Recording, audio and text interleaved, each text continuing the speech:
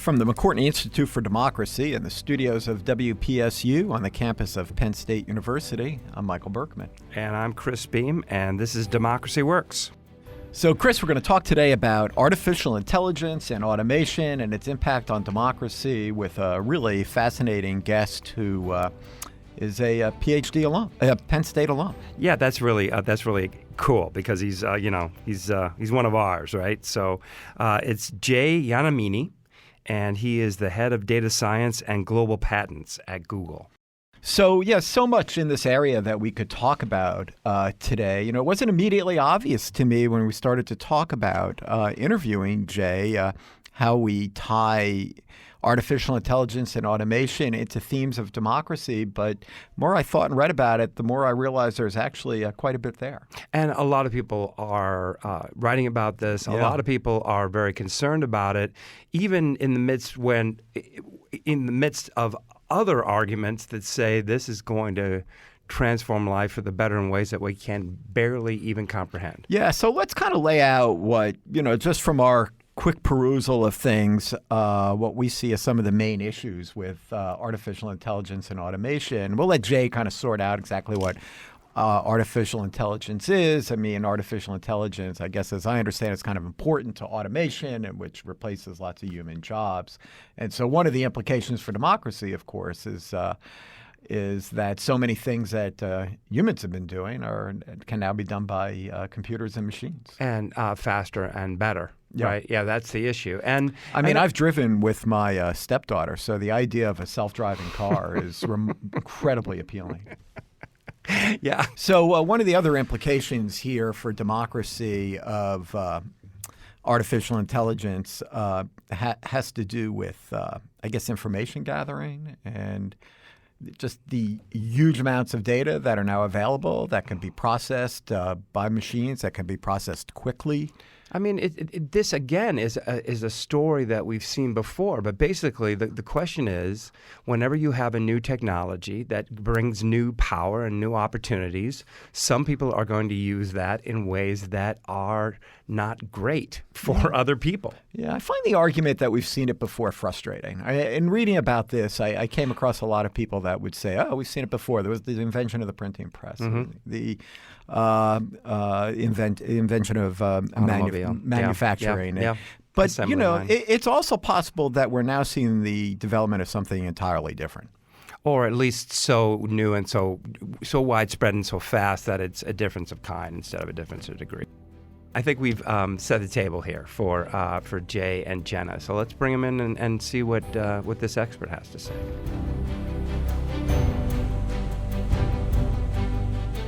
This is Jenna Spinelli here today with Jay Yonamine. Jay, thanks for joining us on Democracy Works. Thank you. Happy to be here. So excited to talk with you today about AI and democracy. I think you bring a unique perspective, given what you do for a living and your background in political science, and I'm sure we'll get into all of those things. But before we do, I think it would be helpful to start with some definitions. When you read about AI or hear about it in the news, it can mean everything from machine learning to robots that are coming to take our jobs. So how do you define it? Yeah, it's a good question. There's a few different angles that we could use and walk through. But I think starting off in the most literal definition, the way I think about how to define AI is essentially splitting up the two words is artificial intelligence, and the artificial is much easier. It's this idea that for it to count as AI, it has to be something that's not just a human brain relying on itself. And so most of the time now when folks think of the artificial aspect in AI, what they mean is computers. And what they mean is computation, which is to say a computer is doing the thinking or doing the analysis as opposed to a human brain. And then the next question then is, well, what is intelligence? That's less clear. That can get into philosophical discussions much more quickly. How I think of intelligence is the ability to make non-trivial, falsifiable, accurate predictions about something, and what that means, the key word there is a prediction, which is essentially something where the outcome is unknown. If the outcome is known, then it's like a memory question. And most tasks that we think about AI are in the most specific direct sense a prediction. Self-driving cars, you're making thousands of predictions a minute or a second. You're interpreting information and making a prediction about what's the optimal course of action for the car to take. For things like translation, you're predicting the appropriate word or the appropriate segment or the appropriate chunk of words that mean the same thing in another language. There's a lot of image classification, image detection. It's ultimately a prediction about what is actually contained in the image or the video. And so that's how I think about it. Now that is a bit separate than, or a bit distinct from the robotics angle, which I think a lot of folks, when they think AI, they think of a literal robot that has some physical component. I think most folks would agree that the act of a robot by itself is not necessarily artificial intelligence, but that the AI aspect of a robot would actually still be the sort of the compute engine that interprets the world and makes predictions. There's a thread out there among political scientists and other scholars that as machines make more and more decisions, or that they will, one, I guess, kind of take over, a human's ability to make a decision. And so as that happens, it will lead to decreased trust in democratic institutions and in government, and it will kind of breed tyranny, I guess, to put it succinctly. Given your background and your experience, what do you make of that argument? As a social scientist, right, the immediate question is are the trends we are seeing causal or are they corollary? I think it's feasible to imagine that a couple things have happened simultaneously that might not be as causal as maybe we might believe. There's definitely been a rise and an increase in populist-based politicians in the United States and abroad. Sort of move towards maybe more strong-handed or heavy-handed sort of political ideologies. And then, of course, there's also been a fairly rapid growth in the prevalence of AI and machine learning in our day-to-day. It's not clear that those two are connected. But you can see the reasons why people draw their connections. I think primarily they revolve around news and around platforms and around the increased ease of sharing information and around the increased ease of sharing disinformation. And so it's the long and roundabout way of saying, A, it's not fully clear that it's causal, and B, it seems like most people who believe that line of thinking, it tends to be around the ease of sharing and manipulating information via, let's call them social platforms. Right. So we have these two streams that you've identified, and while it's not clear that they're causal necessarily, do you think that one influences the other, or will do so in the future? Yeah, I think what is interesting to me as a political scientist and someone who has studied the history of sort of political institutions and political dynamics is, for almost all of history, increased access to information and increased access to sort of create and disseminate information has almost always driven an increase in what you might call like liberal democratic values, like free speech, democracy, things that have generally been held up as good. And it's almost always been some autocratic force that has fought against the spread of information that's going back to the printing press. And I think what is interesting is we're seeing for the first time the possibility of that actually shifting, where we're now starting to see for the first time the ease of access to information and the ease of creating and disseminating information might actually now be contributing to the spread of more anti-democratic values, which is a really interesting sort of dynamic shift that again might be happening. There's some evidence to suggest that it is. And then what does that mean for the future of free speech and regulation?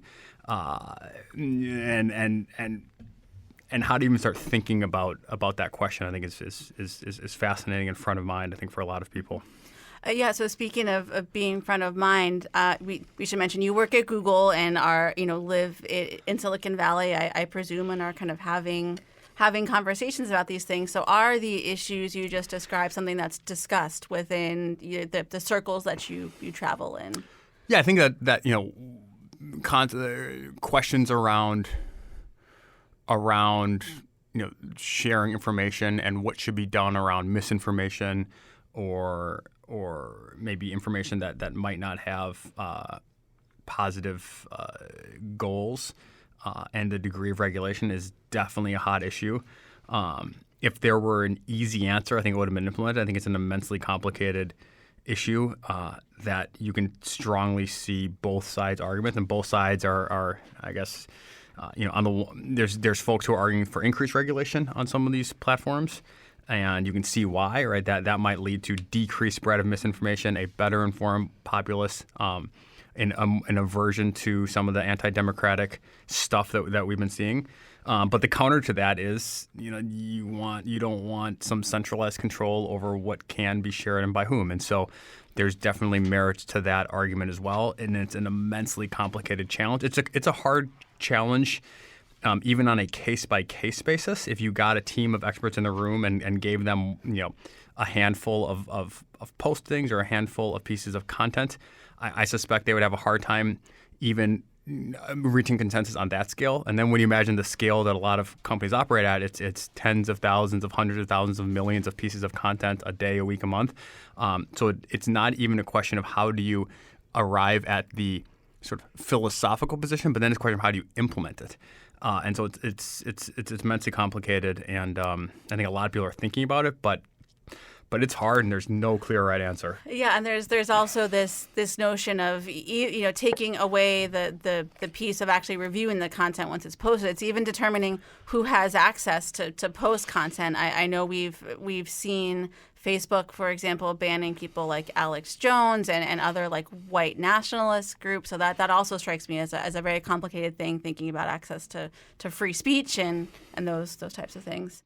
In many ways, it's the first time that folks have had to address these questions at this scale, and it's hard, and it's hard because it's not just a political question or a social dynamics question or a philosophical question, but it's also a technology question. It's one, and I think that can contribute to the challenge of having productive conversations around this topic, because there aren't that many folks who have expertise across those different domains, who actually understand the technical challenges that it would take to implement some of these solutions, but also understand the complexities of the social dynamics that might be underlying the challenges in the first place. And so even getting the right folks in the room who can really have a full enough picture of the tech, of the social dynamics, of the sort of political aspects, even that's really challenging.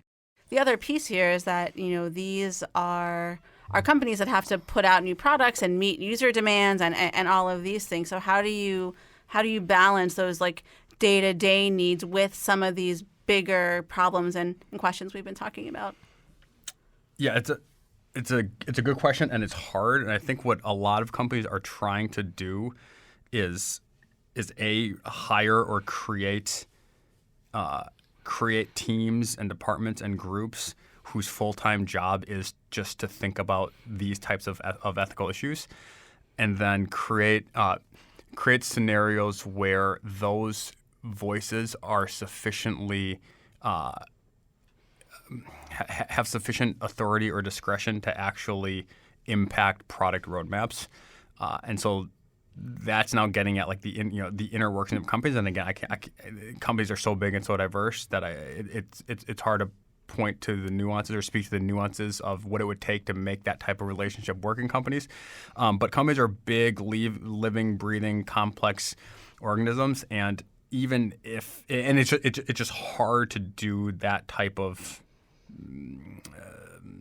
it's hard to introduce that type of thinking in a really productive way. It's not like there's a blueprint where you can say, oh, well, this is how company A did this in like 98, and now there's someone who wrote a book on the best practices for introducing like ethics and sort of normative guidelines into an AI-based product. Like a lot of this is kind of trying to do the best. People are trying to do the best they can kind of as they go, but it's uncharted territory, and it's very tricky. Mm-hmm. But I think for most companies, it's very front of mind. And there's a lot of resources being deployed. And it's something that the companies generally, I think, take extraordinarily seriously. While all of these big picture issues are kind of being sorted out on multiple fronts, are there things that individual users can do to kind of be smarter about the information that they consume online and kind of the way that they interact with platforms? Yeah, I think that's interesting because a lot of, no one makes people log on to anything. This is an interesting kind of social phenomenon that leads to often echo chambers and really bipartisan media and really targeted media, is that people like what they believe, right? I think I think there's lots of evidence to suggest that people left to their own people given like full freedom to choose what information they review, almost exclusively focus on information that they agree with or that supports their belief, gets them riled up. You get a little dopamine hit and you feel good about it. So that's a tough question, which then can relate quickly to bigger questions of if people's natural instinct is to do things that maybe aren't in the best interest of sort of broader communication or broader like societal progress, should then there be reinforcement mechanisms? So this is something where, recommendation systems where if you continue to click on certain types of articles, you will get served those types of articles. And then that's the question of, well, is that the right thing? Should you maybe like intersperse articles that the person wouldn't have clicked on? And then you get into very complicated questions around what content to actually show people. So that was a long way of, again, not giving a direct answer, but to say this stuff's really complicated, and it's questions that I don't even think the research community hasn't had time to really sink their teeth into, and it's hard, and it's not clear what the right answer is. Mm-hmm. Yeah, I mean, even just what you were saying about people being served up things that they like based on their past behavior. Has your view on that changed, coming into it as an outsider, given your background, to now kind of being on the other side, so to speak, or working at a company? Yeah, I think when you have a working knowledge of how like ranking systems work or recommendation systems work, like I can tell when I log on to certain sites that why. It's pretty easy to see like, oh, I got that because I got that ad because I just read this article, and I think it's a bit easier to be aware that, hey, maybe I'm getting all these articles and I need to just like click on another random article just to see what's there to kind of disrupt what I'm being shown. So I think you do have some visibility just from understanding how machine learning works, so I can be a little cognizant of it. But there's definitely people who don't have that visibility and might think that that's actually the order of the news as it's being published, and it's tricky. If people really like reading those articles, who's to say that they shouldn't just read a specific type of article or be shown a specific type of article? It's tricky. Yeah. Going back to automation and AI, how should candidates be talking about it in 2020? There's definitely this balance, right? Because you could take the pure. There are many ways to be. It's very easy to be very optimistic about the societal benefit of technological adaptation. I mean, this is. You look at. There's a really interesting study that floats around online. It's pretty easy to find, which is the cost of light. And it used to be like a full day's wages. These numbers are approximately right, but I'm probably off a bit. Something like a full day's wages for an hour of light because you had to burn whale oil or something. And now it's like a minute of labor can provide light for a day. And so that's just it's a quick glimpse into the success story of innovation, that it's reduced costs and increased quality on so many technology fronts. And so there's that story. And there's the self-driving story where it's feasible to imagine a world where 50 years from now there's 1/100th of the traffic fatality of the car fatalities that there are today. So that I think is a pretty easy, direct, legitimate story to tell of the benefits of innovation. Mm-hmm. But so is there a counter though? Yeah. So the counter is I think primarily. What are you going to do with? And this is something that happened. It's actually an argument that's been made almost always forever, which is someone comes up with some new device, it displaces a meaningful number of jobs. What do you do with those people? And I think what we're seeing now is folks maybe think that the rate with which the change is occurring is faster, and there are some jobs where the disruption and job elimination, or the elimination of the jobs as they currently are, might come quickly. And truck driving is one of the examples that's held up quite frequently, where self-driving cars in X number of years are really kind of live up to the potential. That might mean a very meaningful and very quick reduction in the number of truck drivers, number one employer in the majority of states. So what do you do then? And I think what the optimists would say is new jobs will be created. There'll be new people to do additional road maintenance because quality of roads will become increasingly impactful. There'll be new people to do repairs on the self-driving trucks. They'll maybe have more software-intensive repairs. They'll probably have batteries. People will have preference to run off of renewable energy. So there'll be also, I think the optimistic opinion is that we don't know what those jobs will be, but there will be lots of additional jobs that were created. Yeah. I have to wonder how much, companies that are making self-driving trucks, all these things, whether they're considering the economic implications, or if they're more so just thinking about, okay, how can I make the most money for my shareholders or whomever I'm accountable to. Yeah, I think. Yeah, so many of the technologies definitely have positive monetary implications, or else no one would be willing, or else private investors wouldn't be willing to make the investment. So there's some just inherent aspects of there has to be some profitability on the road for publicly traded companies to invest in this. I don't think, though, that most of the folks who spend their day-to-day on things like self-driving cars are primarily motivated by money. There's other ways that are a hell of a lot easier to make money than trying to build a really, really hard new technology. I think the core motivator on many people on working on these types of innovations is the public good, and I think the public good is already and will be increasingly apparent. I know a lot of the tech companies are very aware of the potential sort of job disruption or changing dynamics of a job landscape.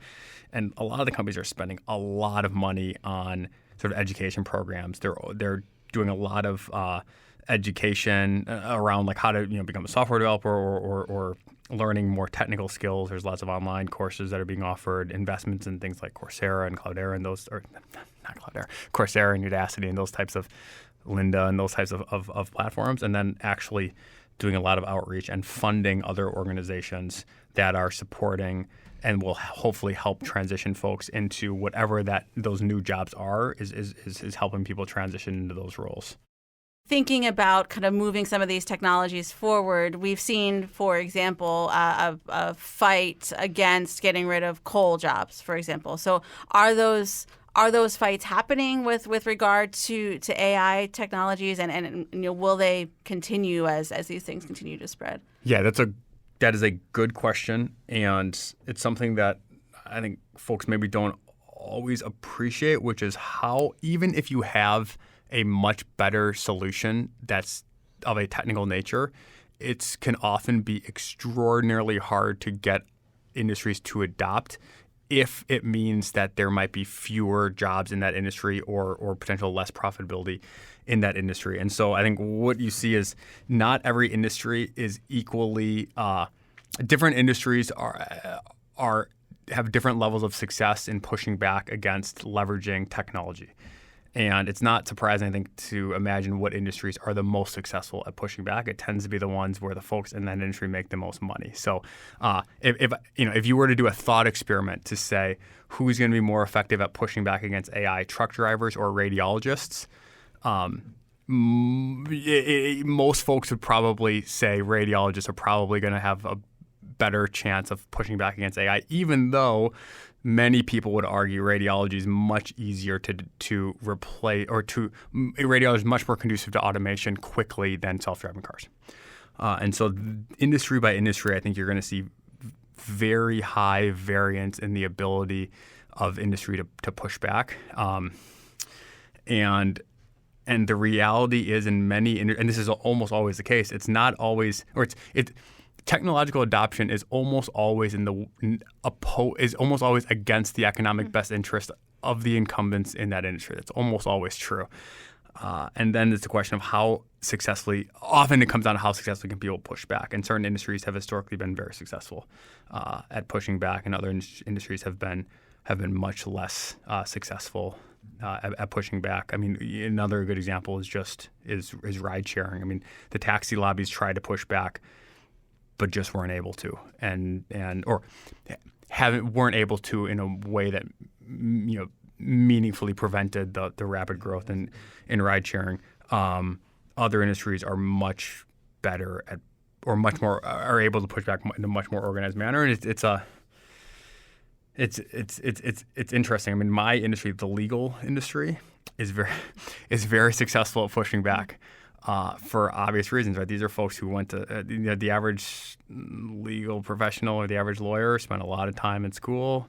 The ones who are in positions of power make a hell of a lot of money, and they generally make money billing hours. And you're going to fight tooth and nail any technology that reduces your ability to bill hours. And that's not a knock on the industry. It's very, very hard to find someone who's willing to support something against their economic best interest. I wouldn't support it if it were me too. And so you definitely face that type of pushback. But different industries are more able to successfully push back. Yeah. Do you think there's a place for AI in terms of how the government operates and functions there? Yeah, it's difficult. So I spent a lot of time thinking about what industries. It's a fun theoretical question to say what are going to be the last industries to really be, or what industries are least conducive to artificial intelligence. I think the government's one. I actually think many aspects of the law are going to be pretty sort of technology resilient, and the reason is, and I think it comes down to what is the terminal node in like the decision-making process, or what's the final way to determine how well someone's performing or what the right answer is. In the law, it's constitutionally required the terminal node is almost always trial by jury.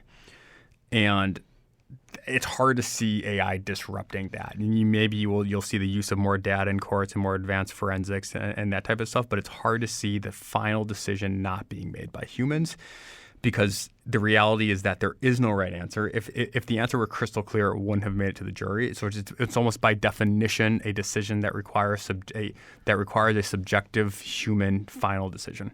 I think government's like that as well, where there's no clear right answer. It's not clear, and it would be hard to imagine training an AI system to make like very subtle policy decisions in areas that have never been made before.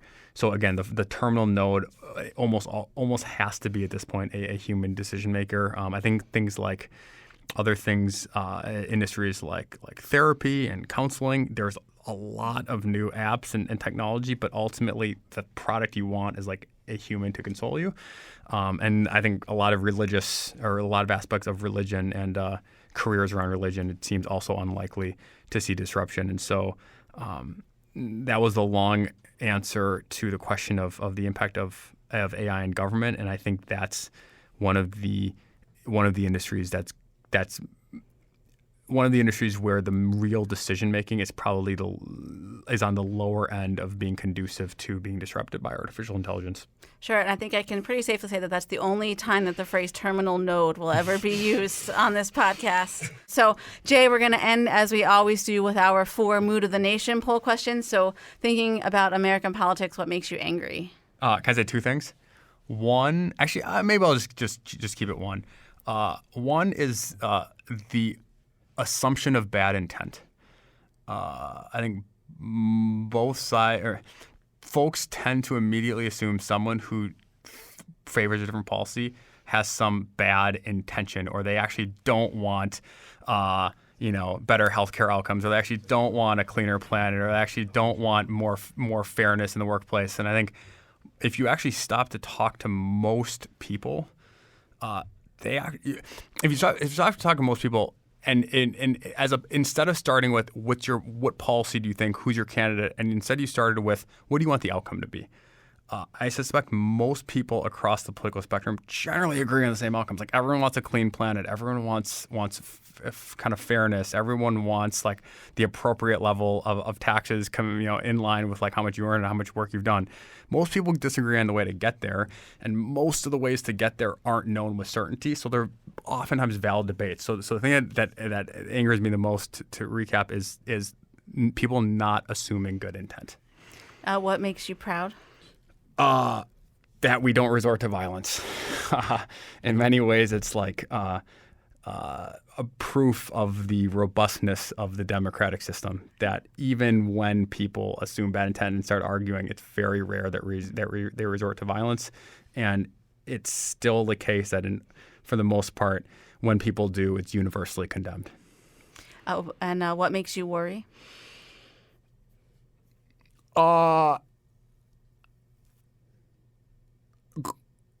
Global warming in the environment. I worry that we won't be able to get to meaningful solutions, largely based on my first point that oftentimes it seems like there maybe isn't the type of alignment on what we want the outcome to be, and instead people resort to name calling and animosity and assumption of bad intent. And then finally, what gives you hope?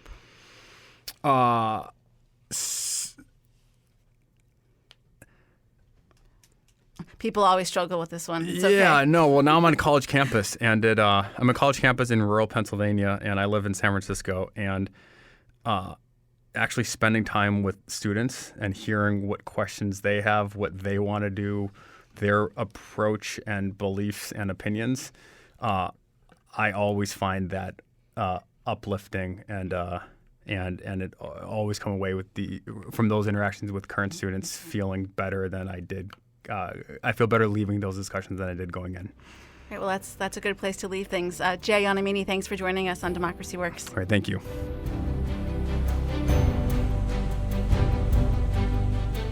Well, we're back, and that was a really interesting discussion about some complex topics. He said something that really struck me about the relationship between artificial intelligence and politics. And he talked about how increased access to information almost always drives liberal democratic values. And I guess this takes us back to something we were talking about before the interview, too, that maybe this time we're seeing something diametrically different, And I think that's probably true, like with all the information that's available out there. Actually is a boon for autocracies. Right. I think that's true. I mean, this gives them enormous amounts of power. Right. And we're control seeing over this. their citizens. We're seeing it certainly in China. Right. I mean, one place I was reading was playing some, mind games about this. And, so imagine in North Korea if everybody had to wear a biometric bracelet. And, so the government knew when they were looking at a picture of the beloved leader whether or not they were really excited or whether they were actually cringing. Yeah, or lying. Yeah, or lying. Yeah. So misrepresenting themselves. Right. Imagine what they could do with information like that. We mocked during the Cold War the centralized economies of places like the Soviet Union. They were inefficient compared to the decentralized capitalistic economies of the West.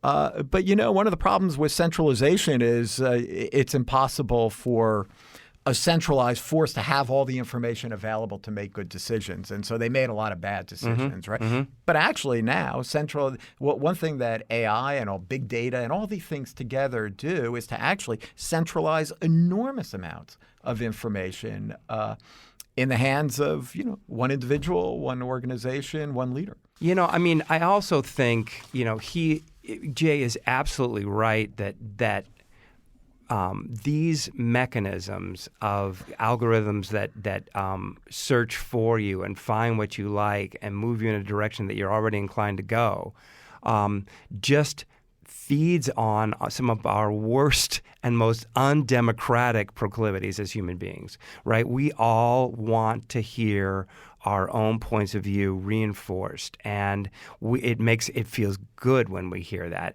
and it feels uncomfortable when we don't.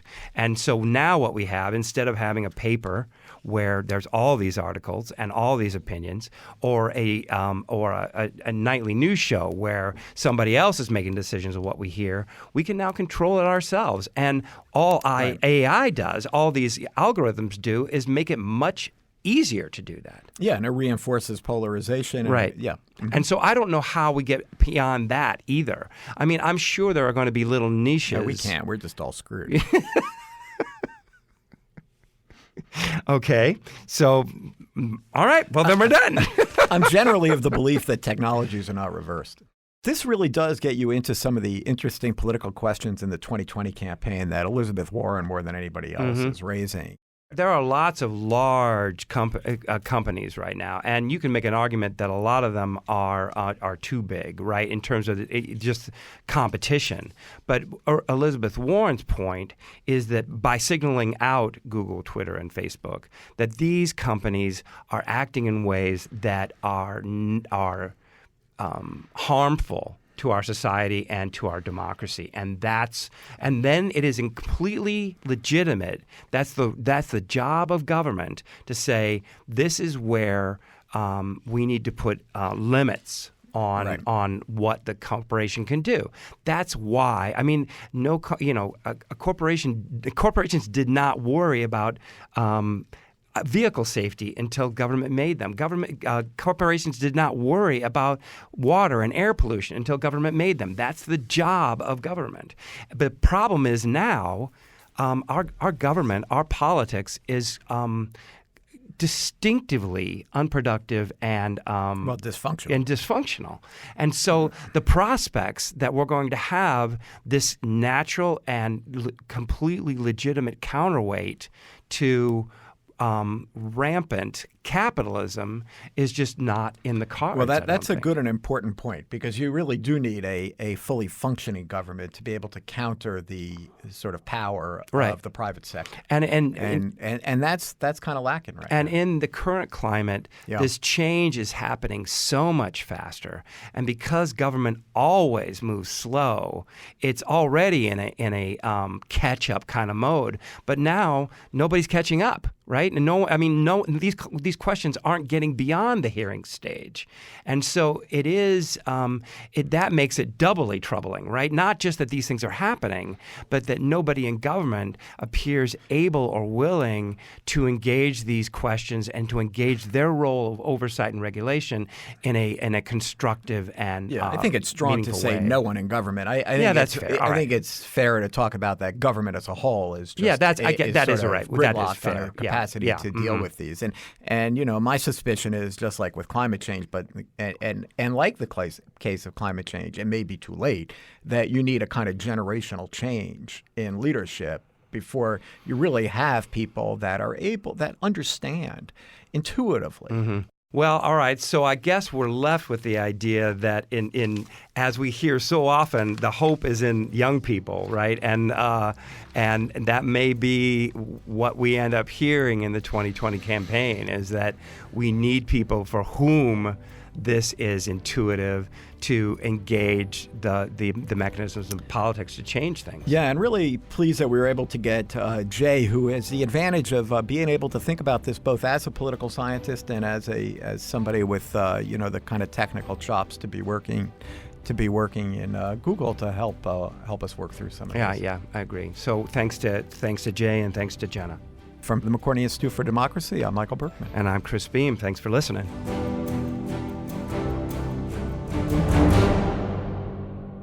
Democracy Works is produced by the McCourtney Institute for Democracy at Penn State and WPSU Penn State.